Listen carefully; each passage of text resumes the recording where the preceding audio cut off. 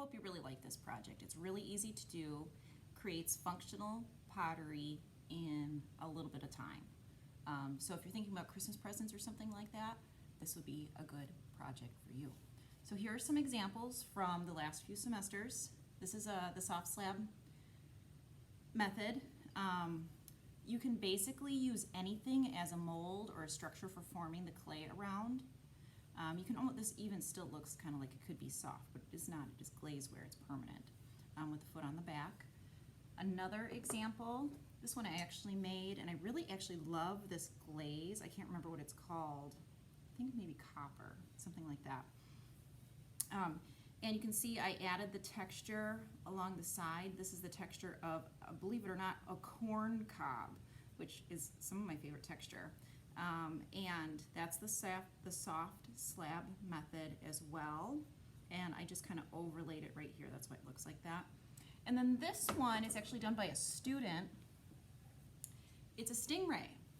And his mold that he used was a bowl from the studio that a previous student, or maybe Mr. Poniatowski, had made, and he formed this over the outside of a bowl.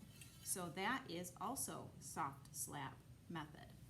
Okay, so how you get started, you're gonna make a big giant pancake, and I've kind of pounded my clay down. Notice I'm using a canvas board here. If you're at home and you don't have a canvas board, put something down. Newspaper is probably better than just like the plain table. It will stick to smooth surface.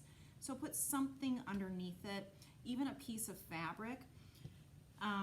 Newspaper will probably give way in a road, but you can still do a firing even if you have newspaper within your clay. It'll just burn out, so no big deal. Put something down on the table. The next thing you're gonna do is, if you've ever rolled out pizza dough or pie crust, use a rolling pin or something of the like and make a flat pancake. In the studio, I have what I call them bumper strips. They're just pieces of skinny wood that I kind of put on each side.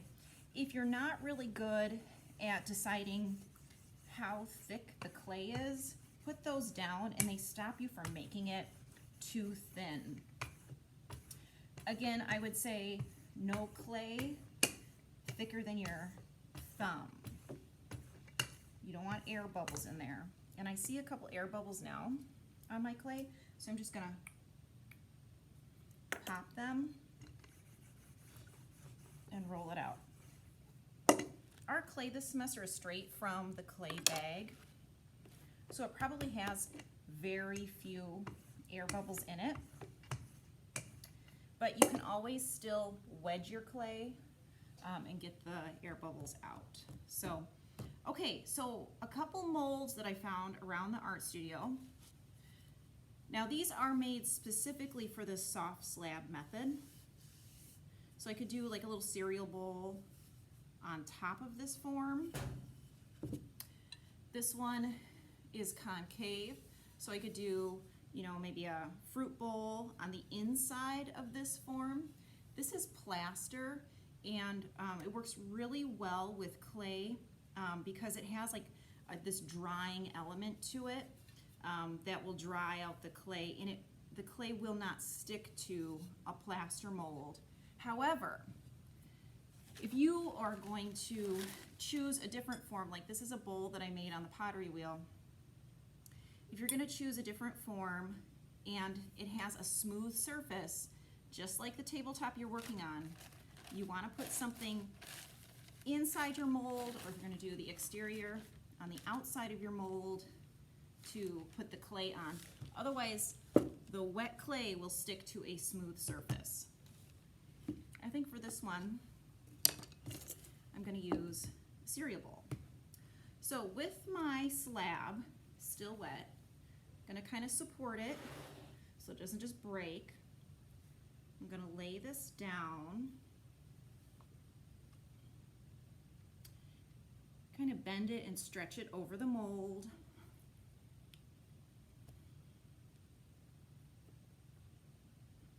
I see some wrinkles happening here. I have my handy toothbrush I'm going to use for score and slipping. Just going to fill in those cracks with a little bit of water and a little abrasiveness of the toothbrush bristles, and smooth out those cracks. Now at this point, if you wanted to do something funky, like this bowl, I overlaid it in 2 different spots, you could certainly do that. It's really easy to do. I'm going to take the fettling knife, or if you've got a wood tool at home, I'm just going to draw a line where I want it to cut.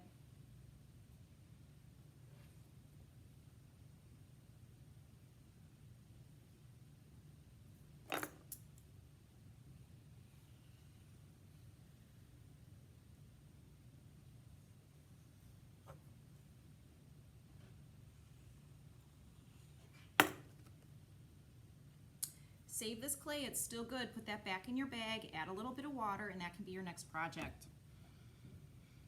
I'm just gonna take a little care in smoothing out the edges here. Never leave jagged edges, because when this comes out of the bisque firing, sometimes they can be sharp like glass, and nobody wants that on their fingers, on their skin. Certainly nobody wants it on furniture, to scratch furniture. So just take a little care in smoothing your clay. And at this point, if you wanted to create some overlap or overlay, all you would have to do is cut out a little triangle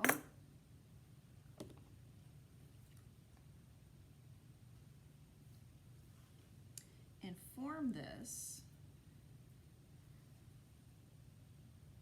however you want it, resting on your table. So it could be, you could even be, oh, mine kind of just wants to do an asymmetrical thing here. I wasn't going to let it, but let's see what would happen if I put it back on the form. So it looks like, sometimes the clay just tells you what it wants to do.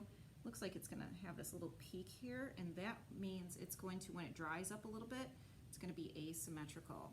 So this is what it might look like on the tabletop. Right now it's really wet, so I can't really like let it go. What I would do, since you guys are probably at your at-home studio, you've got time for this.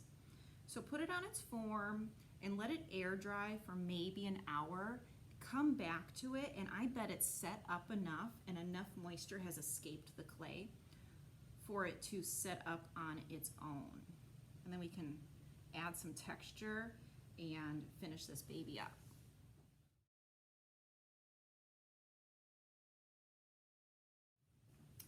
Okay, so I just used the blow dryer to dry the clay out just a tiny little bit more, just so it would set up when I flipped it.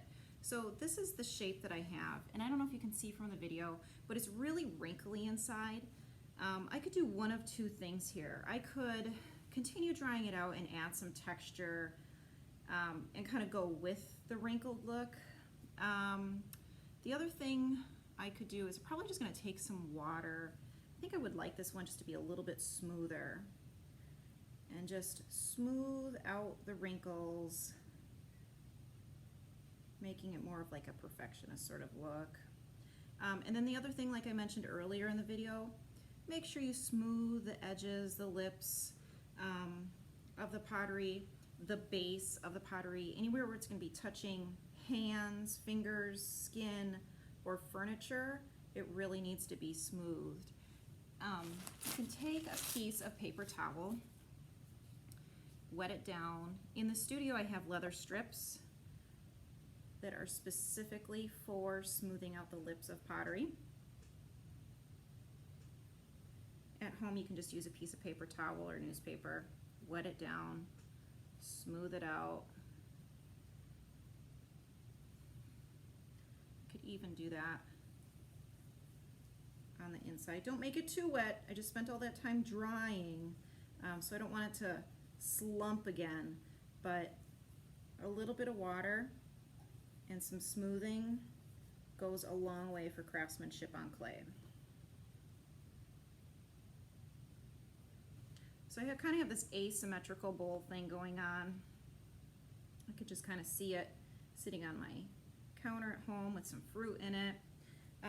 One thing that I usually require is for students to add feet to it. So if I wanted to add feet to it at this point, I like the way it's sitting right now, but just for demonstration purposes. Upside down, and your feet can be any shape or size. I'm just gonna do like little balls for feet. Roll them out, and the main thing here, I think I'm gonna do maybe 3 like a tripod. Make sure they're the same size. Identify where they should go, something like that. Like a little tripod for a base. Hopefully it doesn't rock when I put them together. And then attaching 2 pieces of clay, you know you always need to score, which is just scratching up the clay. Slip, I just made some slip with water and a toothbrush. Little deeper score marks. And attach. And I'm going to do that to the other 2 as well.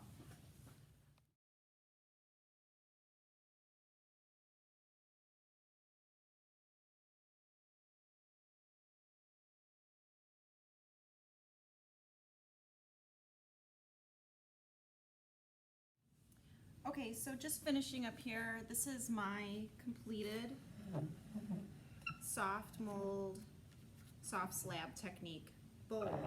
So I got a little asymmetrical thing going on here. I'm gonna flip it over. It's still pretty workable, so it's kind of floppy. Not quite leather hard yet, but the only thing I changed is I put a circular foot on the bottom instead of the 3 little clay balls, just because I wanted to accent that asymmetrical line that's created, and the tripod technique wasn't really working for me. So anyway, a little bit, like I said, it's a little bit still pretty workable, but I'm gonna just let it air dry right now. If yours is done, you should let it slow dry. As I mentioned earlier, just kind of gently wrap your stuff, and that will slowly dry it rather than drying it quickly and taking the chance of it breaking. So that's it. Let me know if you guys have any questions.